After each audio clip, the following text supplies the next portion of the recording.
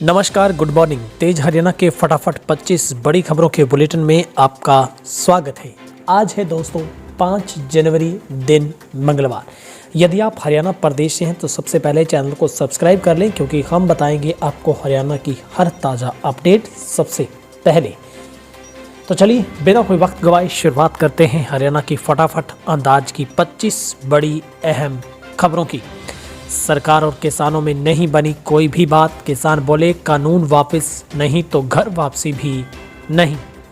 सरकार और किसानों के बीच 8वें दौर की बातचीत में भी कोई नतीजा नहीं निकल पाया। विज्ञान भवन में करीब 4 घंटे चली बैठक के बाद किसानों ने कहा है कि हमने केंद्र के सामने कृषि कानूनों को वापस की बात रखी है। किसान नेता राकेश टिकैत बोले कि कानून वापसी नहीं तो घर वापसी भी नहीं होगी। इधर लगातार मीटिंगों में नतीजा न निकलने पर कृषि मंत्री नरेंद्र तोमर ने कहा कि ताली दोनों हाथों से बजती है।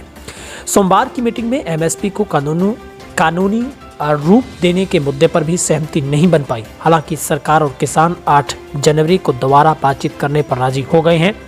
मीटिंग के बाद राकेश टिकैत ने कहा कि अगली बैठक में हमारा मुद्दा एमएसपी और कानूनों की वापसी ही रहेगा। इधर कृषि मंत्री तोमर ने कहा है कि किसान चाहते हैं कि सरकार रास्ता निकाले और उन्हें आंदोलन खत्म करने का रास्ता मिले। उन्हें आंदोलन खत्म तभी करने का रास्ता मिलेगा जब वो सरकार की बात सुनेंगे। सरकार पूरे देश को ध्यान में रखकर ही फैसला करेगी। कानून और एमएसपी ही मुख्य मुद्दे हैं। सोमवार की मीटिंग के दौरान लंच में सरकार ने किसानों के लिए खाने की व्यवस्था की थी, लेकिन किसानों ने सरकार का खाना खाने से इनकार कर दिया। उन्होंने अपने लंगर का खाना ही खाया। किसानों की बैठक के दौरान करीब 200 लोगों का खाना लंगर से विज्ञान भवन पहुंचाया गया था। पिछली मीटिंग में भी किसानों ने लंगर का खाना ही खाया था। उस समय केंद्रीय मंत्रियों ने भी किसानों के साथ ही लंच किया था, मगर इस बार किसानों ने मंत्रियों को लंच करवाने से लंगर का मना कर दिया। ओडिशा से बिनोले के ट्रक में 22 क्विंटल गांजा छिपाकर हिसार जा रहे थे 2 युवक, गुरुग्राम में काबू। गुरुग्राम पुलिस ने सोमवार को नशा तस्करी में 2 युवकों को काबू किया है। पुलिस के मुताबिक ये लोग ओडिशा से बिनोले के ट्रक में लगभग 22.5 क्विंटल गांजा छिपाकर हिसार के उकलाना में जा रहे थे। रास्ते में 3 जनवरी की रात को गुरुग्राम की क्राइम ब्रांच ने धर दबोचा। फिलहाल आरोपियों की रिमांड पर लेकर बाकी के नेटवर्क का पता लगाने की कोशिशें जारी है। आरोपियों की पहचान उत्तर प्रदेश के कन्नौज जिले के गांव सबलपुर और आलमपुर के ओमजी के तौर पर हुई है। दोनों करीब 34 साल के। इस बारे में पुलिस के अधिकारियों ने बताया है कि रविवार रात को सेक्टर 10 की क्राइम ब्रांच की टीम ने एसआई दलपत सिंह के नेतृत्व में केएमपी पर पंचगाम चौक के पास गश्त पर थी। इस बिनोले की बोरियों से भरे एक ट्रक को रोककर तलाशी ली तो इस बिनोले की 380 बोरियों के बीच गांजे की भी 70 बोरे छिपा रखे थे। फिलहाल ट्रक परिचालक को ट्रक और इसमें भरे सामान समेत हिरासत में लिया गया है। किसान आंदोलन की आड़ में पंजाब हरियाणा में की गई मोबाइल टावरों से तोड़फोड़। जियो ने हाईकोर्ट में लगाई याचिका। किसान आंदोलन के दौरान पंजाब और हरियाणा में जियो के मोबाइल टावरों की तोड़फोड़ और कम्युनिकेशन सर्विस को बाधित करने का मामला पंजाब एंड हरियाणा हाईकोर्ट चंडीगढ़ पहुंच गया है। सोमवार को रिलायंस इंडस्ट्रीज लिमिटेड ने जियो इन्फोकॉम के जरिए पंजाब एंड हरियाणा हाईकोर्ट में याचिका दायर की है। याचिका में हाईकोर्ट से अपील की गई है कि उपद्रवियों द्वारा तोड़फोड़ की गैर कानूनी घटनाओं पर रोक लगाई जाए। इसके साथ ही तोड़फोड़ करने वालों के खिलाफ कार्रवाई की मांग की गई है। इसमें कहा गया है कि हिंसक कार्रवाई से कंपनी के हजारों कर्मचारियों की नौकरी खतरे में पड़ गई है। वहीं दोनों राज्यों में सहायक कंपनियों द्वारा चलाए जा रहे महत्वपूर्ण कम्युनिकेशन इंफ्रास्ट्रक्चर और सेल्स और सेवा आउटलेट के रोजमर्रा के कामों में भी व्यवधान पैदा हुआ है। याचिका में यह भी कहा गया कि हमारे व्यावसायिक प्रतिद्वंदी और निहित स्वार्थ तत्व इन कार्रवाइयों में संलिप्त उपद्रवियों को उकसा रहे हैं। दिल्ली की सेवाओं पर चल रहे किसान आंदोलन में रिलायंस के खिलाफ लगातार विरोध अभियान चलाया जा रहा है। हरियाणा में शिक्षक पात्रता परीक्षा के आंसर की हुई जारी। 8 जनवरी तक आपत्ति दर्ज करवाने का मौका। हरियाणा शिक्षा विद्यालय बोर्ड की ओर से 2 और 3 जनवरी को करवाएगी एस्टेट की परीक्षाओं को लेकर बोर्ड की ओर से आंसर की वेबसाइट पर अपलोड की गई है। इसके साथ ही अगर किसी अभ्यर्थी को प्रश्न और उसके उत्तर को लेकर कोई आपत्ति होती है तो वो निर्धारित शुल्क के साथ 4 जनवरी से लेकर 8 जनवरी तक ऑनलाइन ही तथ्यों के साथ अपनी आपत्ति दर्ज करवा सकता है। बोर्ड की ओर से आपत्ति दर्ज करवाने को लेकर 200 रुपये तक तय किए गए हैं। इसके साथ ही अगर किसी प्रश्न से जुड़ी आपत्ति सही पाई जाती है तो ऐसी स्थिति में उस प्रश्न को लेकर जमा किया गया शुल्क रिजल्ट घोषित करने के बाद वापस कर दिया जाएगा।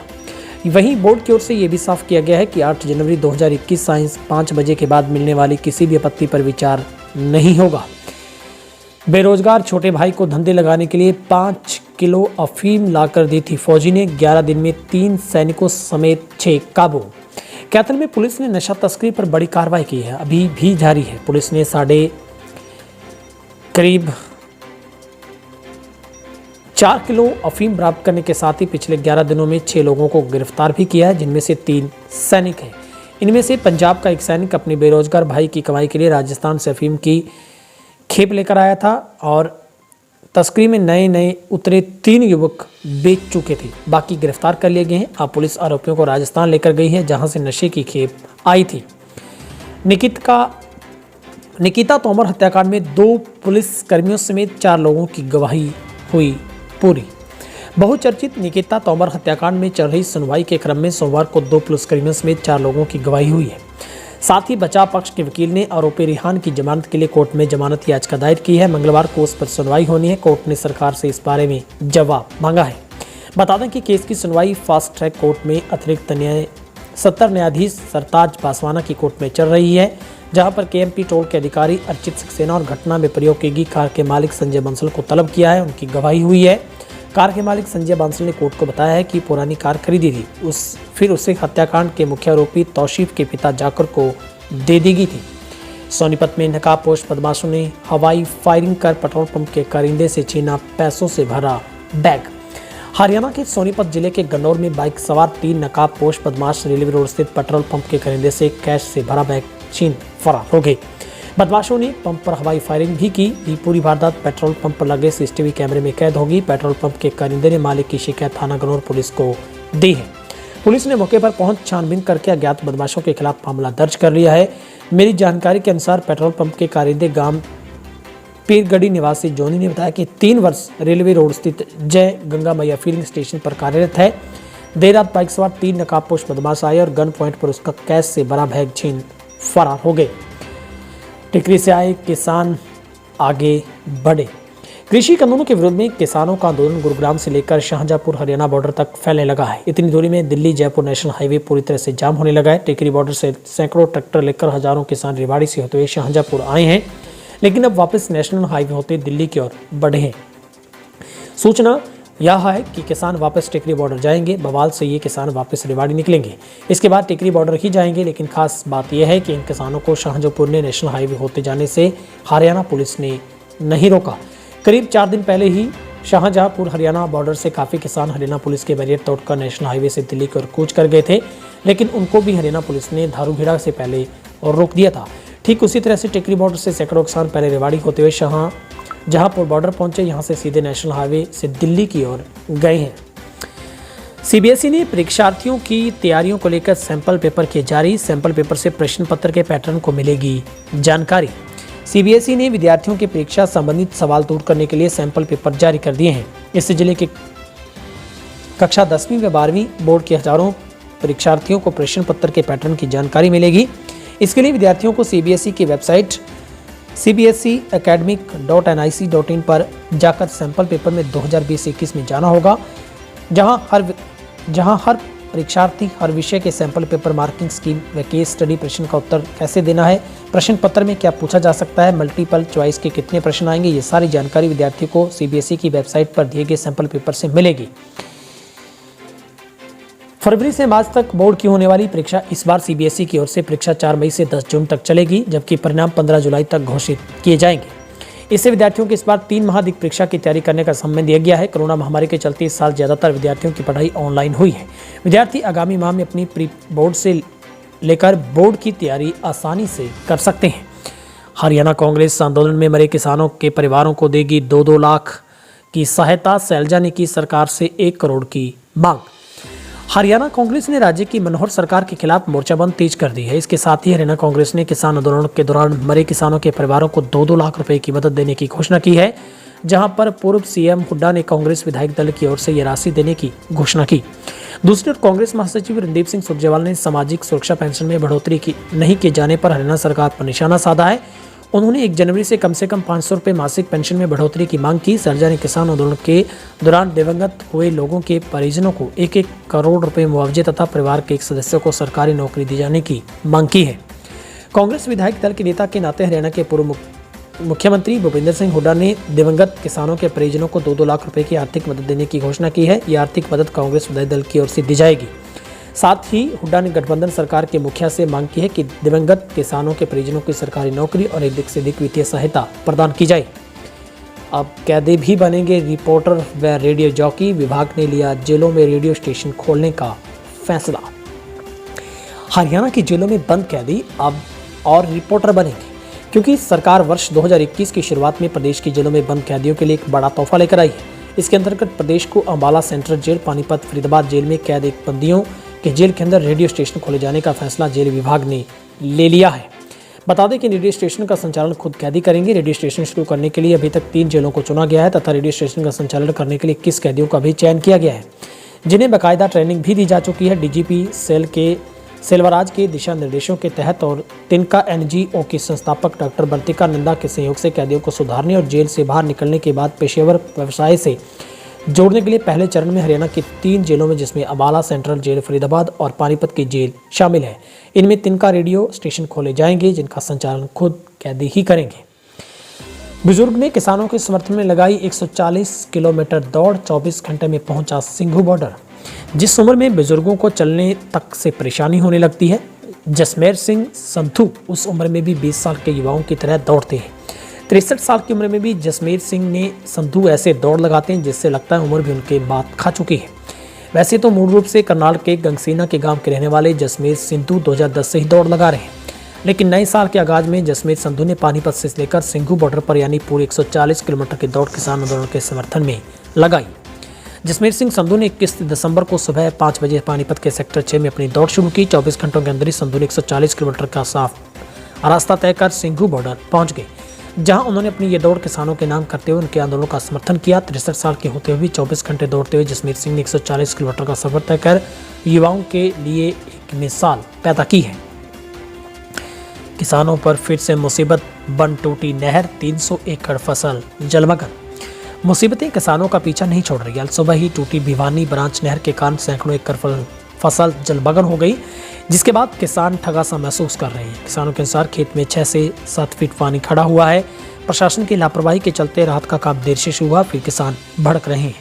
किसानों ने सरकार से 25,000 रुपये प्रति एकड़ मुआवजे की मांग की है।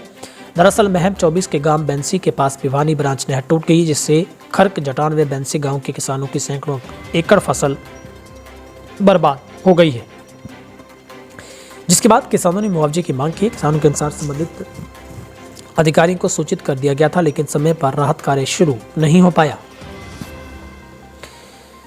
साइबर ठगों ने खाते से निकाले करीब 5 लाख रुपए, जांच में जुटी पुलिस। ठगों ने एक उपभोक्ता के खाते से लाखों रुपए निकाल लिए हैं। पुलिस को दी गई शिकायत में हिसार जिले के गांव बालक निवासी विजय कुमार ने बताया कि उसका अनाज मंडी सिरसा में स्थित HDFC बैंक में खाता है। उसने बताया कि 26-23 जुलाई को शातिर साइबर ठगों ने उसके खाते से 5 लाख करीब 6,000 रुपये की राशि निकाल ली। कुछ दिन पूर्व इसी बात का पता चला। पहले तो उसने अपने स्तर पर तलाश की, लेकिन कोई सुराग नहीं मिला। इसके बाद पुलिस को सूचित किया गया। दरअसल पुलिस ने मामला दर्ज कर आगामी जांच शुरू कर दी है। पुलिस और बदमाशों के बीच हुई मुठभेड़, ताबड़तोड़ फायरिंग में 2 को लगी गोली। गुरुग्राम के भौंसी थाना इलाके में स्कॉर्पियो सवार बदमाशों और पुलिस के बीच मुठभेड़ होगी। इस मुठभेड़ में बदमाशों और पुलिस के बीच ताबड़तोड़ फायरिंग हुई, जिसमें 2 बदमाशों को गोली लगी, जबकि 3 मौके से फरार हो गए। वहीं इस फायरिंग में पुलिसकर्मी भी गोली लगने से घायल हुए। गोली लगने से घायल हुए दोनों इनामी बदमाशों को हॉस्पिटल में भर्ती करवाया गया, जहां उनका उपचार चल रहा है।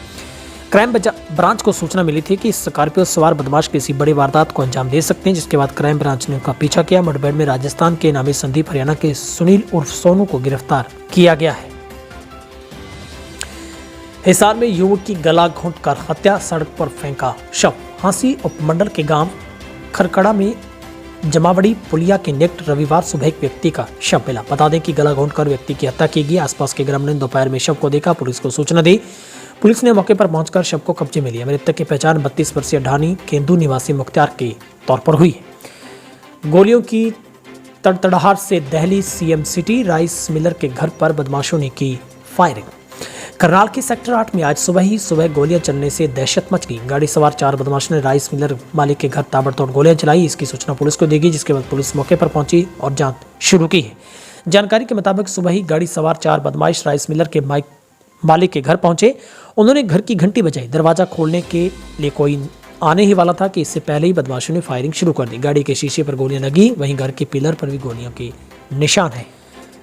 हरियाणा में आज और कल बारिश के फिर से आसार। हरियाणा में बरसात से ठंड में इजाफा हो गया है। मौसम विभाग की माने तो 4 और 5 जनवरी को भी बरसात हो सकती है। इस दौरान कहीं कहीं ओले पड़ सकते हैं। वहीं रविवार को प्रदेश के अधिकांश इलाकों में रात का तापमान जहां सामान्य से 3 से 5 डिग्री तक अधिक रहा। सबसे कम पारा भिवानी में 5.9 डिग्री आंका गया, जबकि करनाल में 10 डिग्री रहा। 7 जनवरी से रात का पारा 3 से 5 डिग्री तक कम होने की संभावना है। गुरुग्राम में भी भारी बारिश हुई है, जहां पर एक दिन पहले दिन भर गुरुग्राम में 19 mm में बारिश दर्ज की गई, जिसके बाद साइबर सिटी की सड़कें जलमग्न नजर आई। लोगों को परेशानी भी हुई है और वहीं पर खेती खासकर गेहूं, जौ और सरसों की फसलों के लिए बारिश बेहतर मानी जा रही है। मौसम विभाग की माने तो 5 जनवरी की रात तक पश्चिमी विक्षोभ का असर रह सकता है। 7 जनवरी में पहाड़ों में ठंडी हवाएं मैदानों की ओर जाएगी और इससे प्रदेश में फिर से कड़ाके की ठंड का दौर शुरू हो सकता है। इस दौरान शीतलहर चलेगी। मौसम वैज्ञानिकों का कहना है कि बरसात के बाद धुंध आने की संभावना है। 6 और 7 जनवरी को प्रदेश के कुछ इलाकों में धुंध गहरा सकती है। इससे दिन का तापमान भी कम हो सकता है।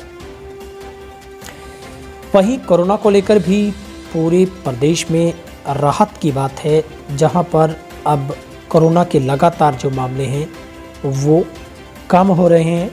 नए साल से लेकर इन पिछले अगर हम मुख्यतः 4 दिनों का अगर हम लेखा जोखा देखें तो बेहद कम स्तर पर कोरोना के जो पॉजिटिव केस हैं वो सामने आए हैं।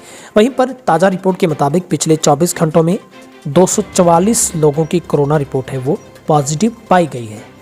प्रदेश में अब तक पॉजिटिव केसों की संख्या 2,63,315 12 पर पहुंची है और एक्टिव केस फिलहाल करीब 2700 है, यानी कि 2700 लोगों का इलाज अभी भी जारी है। और प्रदेश का रिकवरी रेट 97.85% पर पहुंचा है। और जो रिकवरी रेट के बाद अगर हम कोविड पॉजिटिव रेट की बात करें तो वो 5.68% पर हरियाणा का रिकवरी रेट है वो बरकरार है। वहीं पर 6 लोगों की कोरोना की वजह से पिछले 24 घंटों में मौत हुई है और अब तक सबसे ज़्यादा मौतें 344 गुरुग्राम में, फरीदाबाद में 404 लोगों की जान गई है, यमुनानगर में 141, 118 लोगों की फतेहाबाद में जान गई है। सबसे कम एक्टिव केस अब किस जिले में बचे हैं वो आपको बताते हैं। अभी भी 16 लोगों का इलाज भिवानी में जारी है, महेंद्रगढ़ में 31 का, सिरसा में 50 का और 81 मरीजों का इलाज रोहतक में चल रहा है। 66 का हिसार में जारी है। 46 मरीजों का इलाज चरखी दादरी में चल रहा है। नूंह में 14 एडमिट हैं, कैथल में 40, फतेहाबाद में 33, पलवल में 18, झज्जर में 35, भिवानी में 16, महेंद्रगढ़ में 31। तो ये जिले हैं जहाँ पर इतने मरीज हैं वो बाकी रह गए हैं और 391 मरीज हैं वो कोरोना को मात देकर घर पहुंचे हैं। और मैं आपको जल्दी से बता देता हूं उन जिलों की संख्या जहां पर कोरोना के पॉजिटिव केस पिछले 24 घंटों में है। वहां पर बताता हूं आपको, गुरुग्राम में 66 की रिपोर्ट पॉजिटिव आई है, फरीदाबाद में 28 की, सोनीपत में 12, हिसार में 19, अम्बाला में 17 और रोहतक में 12, यमुनानगर में 13, जींद में 15 और पानीपत से कोई भी कोरोना का पॉजिटिव केस नहीं मिला। और बाकी जो जिले मैंने नाम नहीं लिए उनके केस है वो लगभग 2, 3, 4, 5, 6, 7, 8, 9 यही संख्या उन जिलों में कोरोना पॉजिटिव केसों के मिलने की है। और पलवल का रिकवरी रेट 99% पर जा पहुंचा है और महेंद्रगढ़ का 99 से भी ज़्यादा हो गया है और सोनीपत, फरीदाबाद, गुरुग्राम का भी लगभग 98% के पार है। तो ये हरियाणा की रिपोर्ट थी कोरोना को लेकर जो हमने आपको बताई है। फिलहाल हरियाणा की फटाफट 25 खबरों में आज के लिए इतना ही। यदि आप किसानों के समर्थन में तेज हरियाणा को सपोर्ट करते हैं तो प्लीज़ सब्सक्राइब कर दें। और आप सबका बहुत बहुत शुक्रिया। आप अपनी राय रखा करें किसान आंदोलन को लेकर। आपको क्या लगता है किसान की मांग कितनी जायज़ है?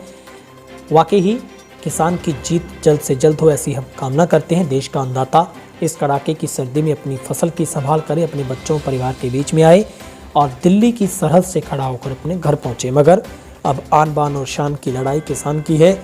अन्नदाता ने एक देश और दुनिया के लिए एक ऐसी मिसाल पैदा की है, एक ऐसा आंदोलन जो आज तक कभी किसी ने देखा नहीं है। सबसे बड़ी बात एकजुटता, भाईचारा, प्यार और सद्भावना है।